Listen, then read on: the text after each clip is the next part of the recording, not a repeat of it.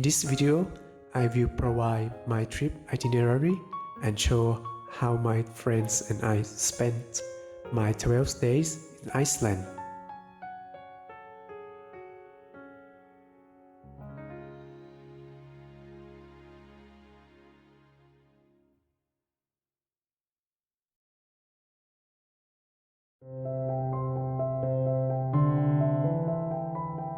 On day 1, we arrived at the Gljufrafoss airport. We picked up our rental car close to the airport. And I would like to give you a few suggestions about the car rental. Below, you will find the link that are road.is and weather.is. These links will provide you useful information during your trip and they will help you travel on the ring road safely. About 10 minutes from the airport, you will find road services to buy some snacks or groceries before heading to the capital city.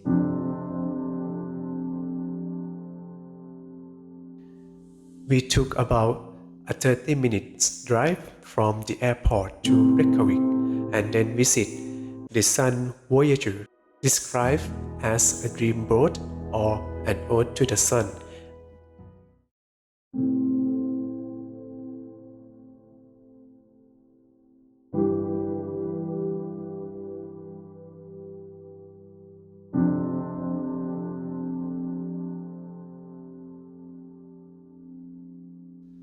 After a long day of traveling, we therefore enjoy a nightlife in the city.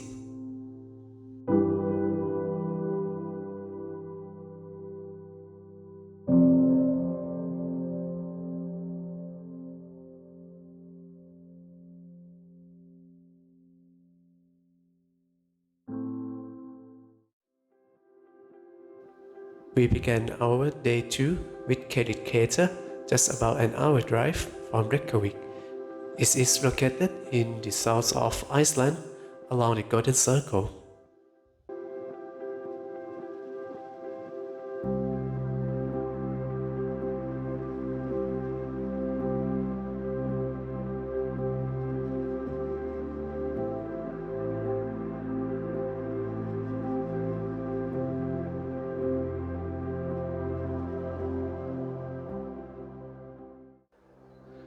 Then we drove on the main road 35 to Bruarfoss.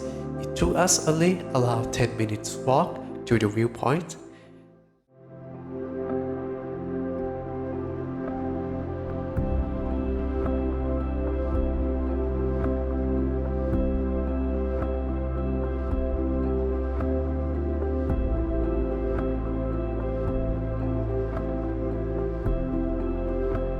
The given name Bruarfoss means rich waterfall, named for a stone archway that once crossed the river.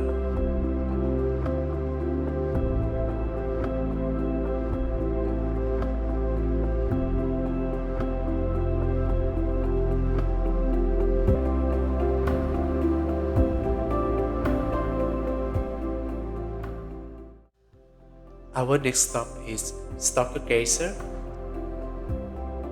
Strokkur is Iceland's most visited glacier and it's very active, regularly shooting water and steam into the air every 6 to 10 minutes.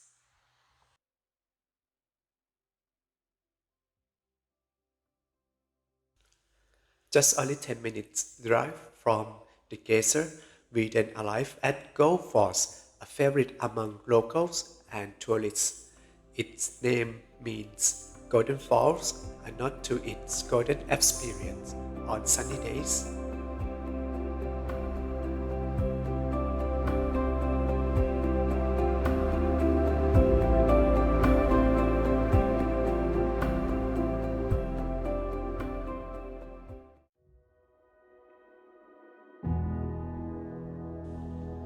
In the evening, after depart from the Golden Circle, we drove onto the famous Ring Road, which is the road number 1.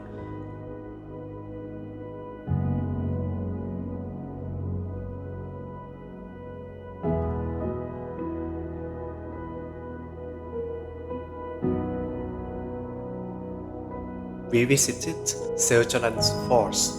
This waterfall is majestic with a drop of 200 feet. In the summer, you can easily walk behind it and you can see a great view behind the waterfall.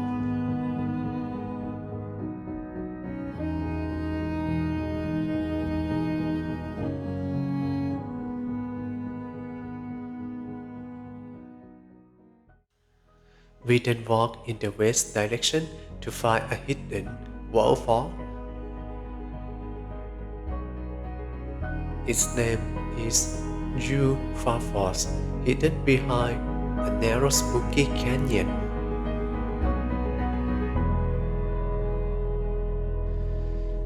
This is our last stop of the day. We then drove to our accommodation along with the warm sunset.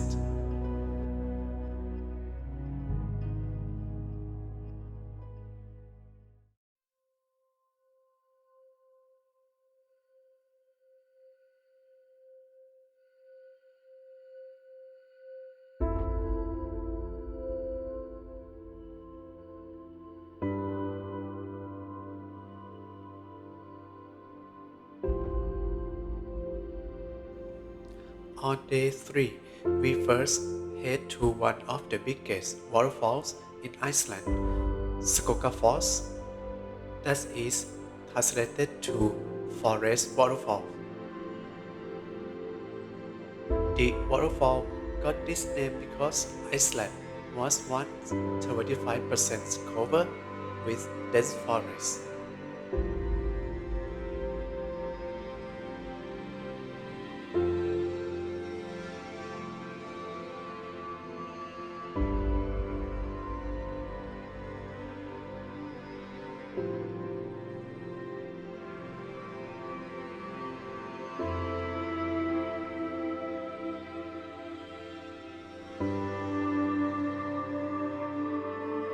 We then took a 5-minute drive to Kvernufoss.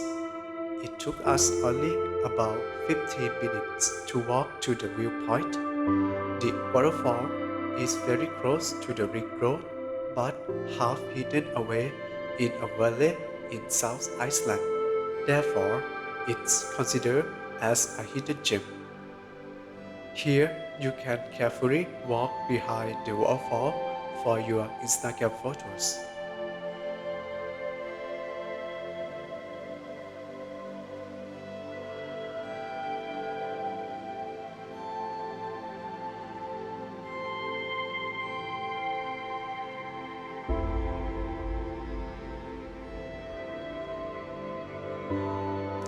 In the afternoon, we spent time on an hour walk to the DC3 Plane Wreck. The car park is right off the highway. While hiking, you will feel like you are walking to a nowhere as the landscape is amidst the volcanic sand. You can take a bus from the car park with a fare to the plane. As this becomes more and more touristy every year, I would recommend you to arrive early in the morning to avoid the crowds.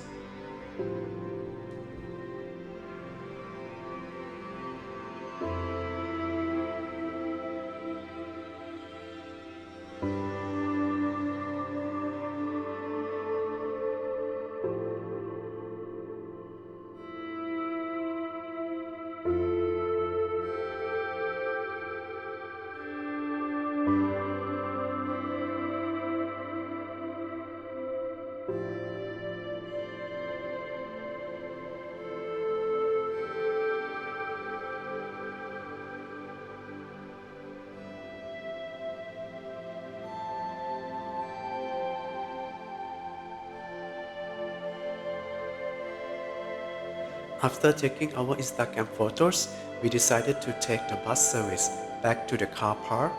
It's a bit of a bumpy line, so always fasten your seatbelt.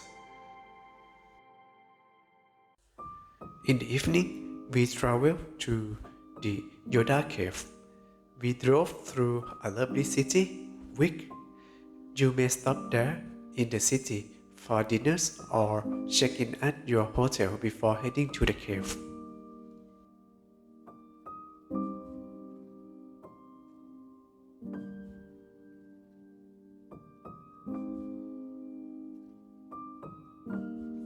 The Yoda Cave is a mesmerizing must-visit that encapsulates the untamed beauty and unique cinematic aura of Iceland. The cave was featured in the Star Wars film Rogue One.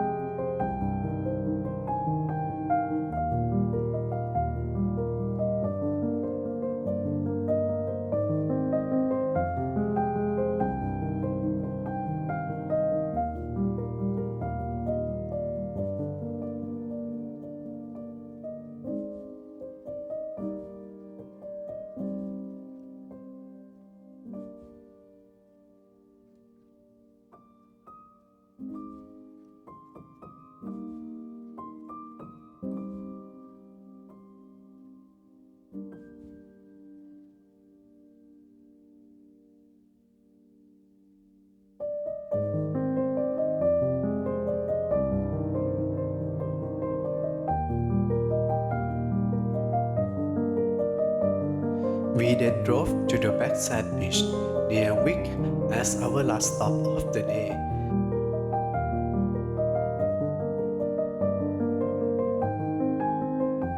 The beach, the snaky wave and the sunset. What else we could ask for at the end of the long day?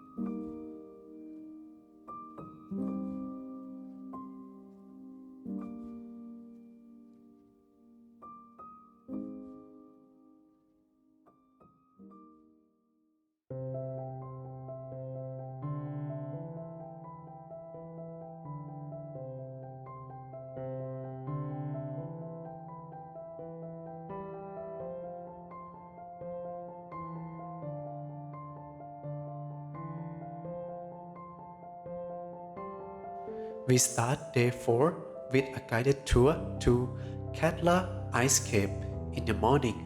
This ice cave is accessible even in the summer. We found the amazing combination of ice and volcanic ash covering the cave. It's definitely worth a visit once in a lifetime.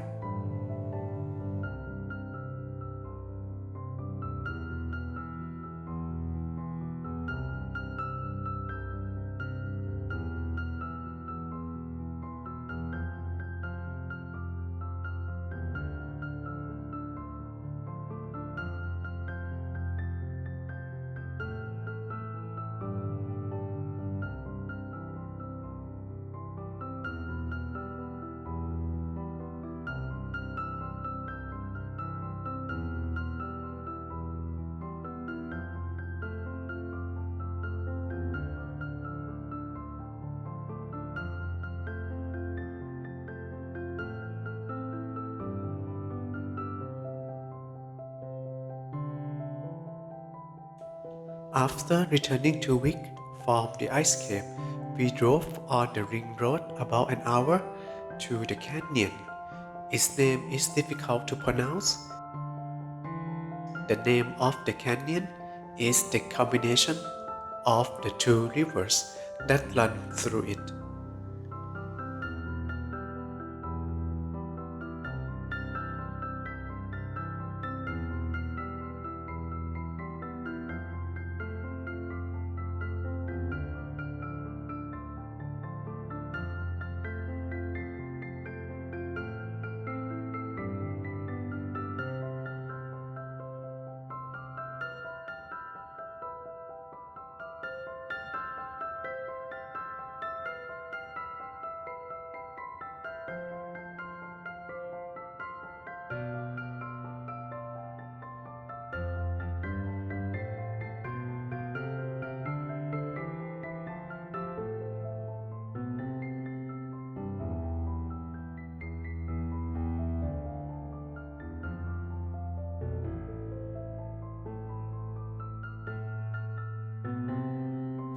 We arrived at our hotel in Skogafoss.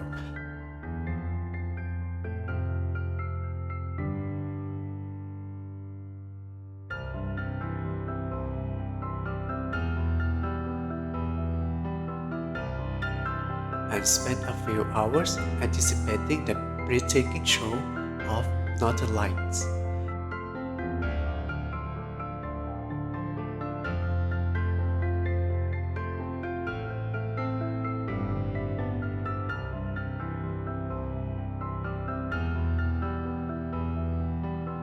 However, it seemed the luck is not on our side. We therefore end up seeing a dark clear sky in Iceland instead.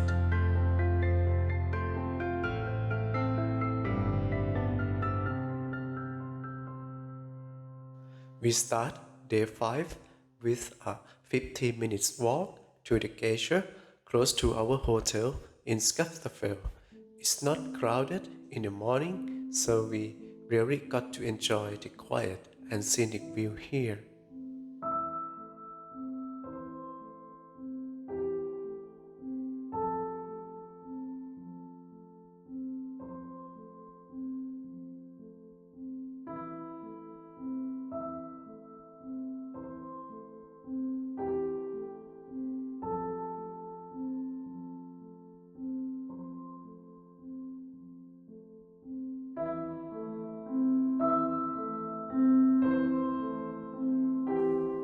From the glacier, we drove on the ring road to the start location of a hike.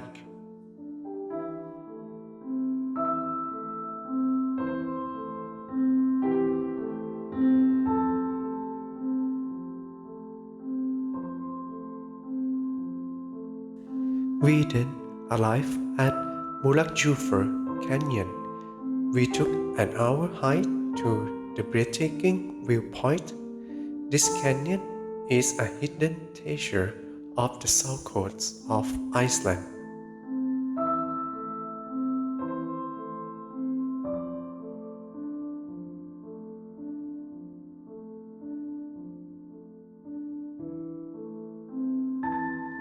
And then we arrived at the famous tourist attraction, the Diamond Beach.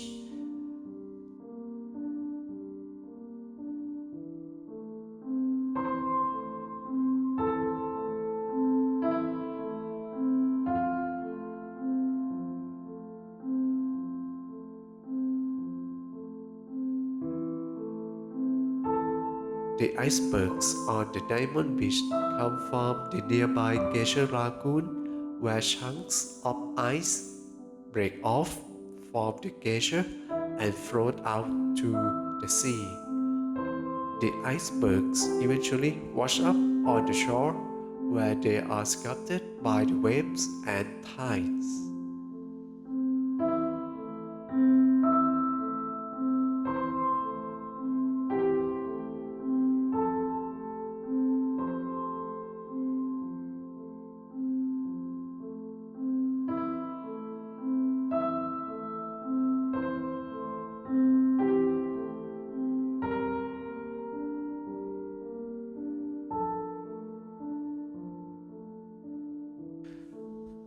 The beach is our last stop of the day.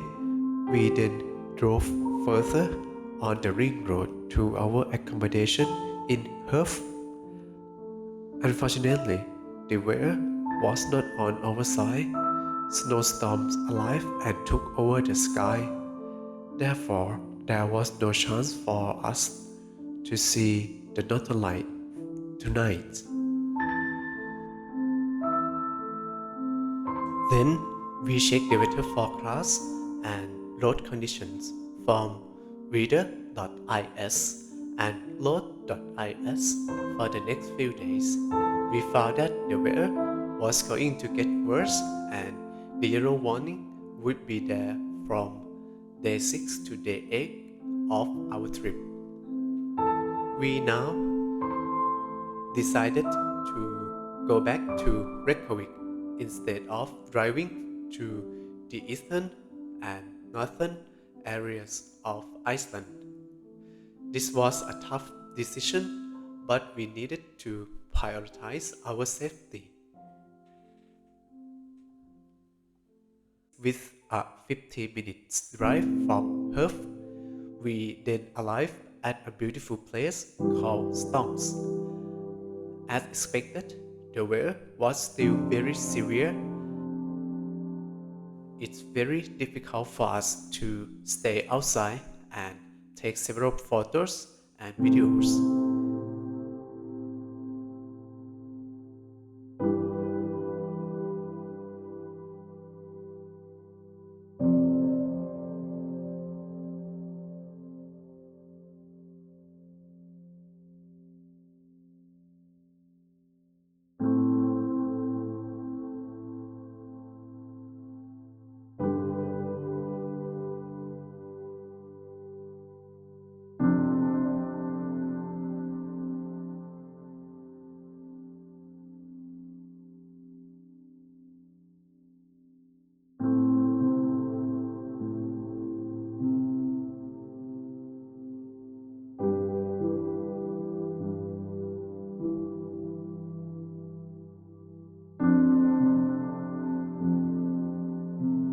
Then we travel back to Reykjavik and stay there for the next few days.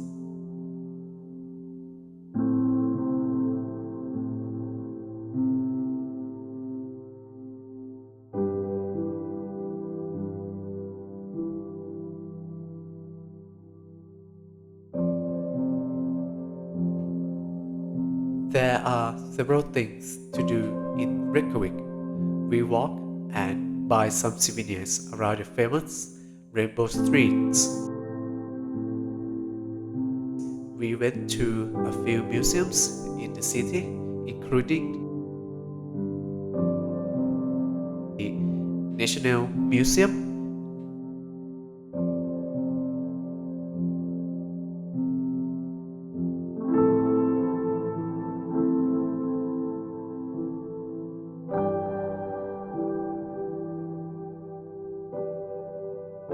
the Viking Museum, and the so-called Penance Museum.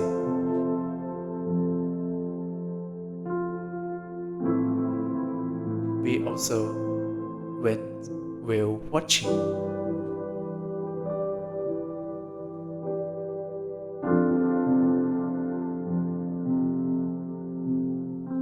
On day 9, we traveled to a remote hot spring outside Reykjavik to get relaxed in the nature, just around an hour drive from the city.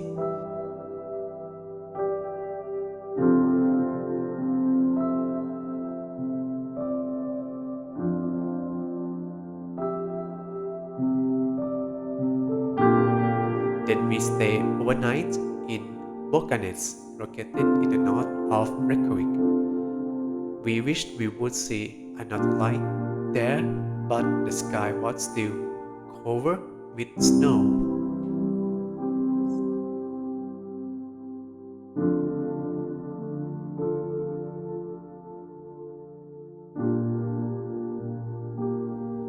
On day 10, we drove on a snow-covered road to the famous Kirkjufell, which means Church Mountain.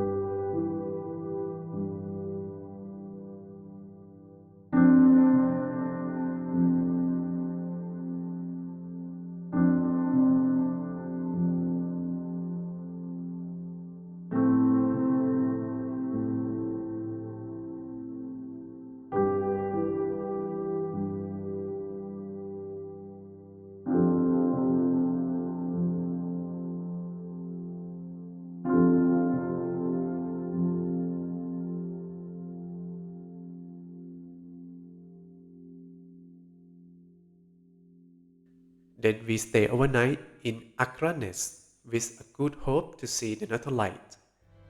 The sky was now clear for us at night.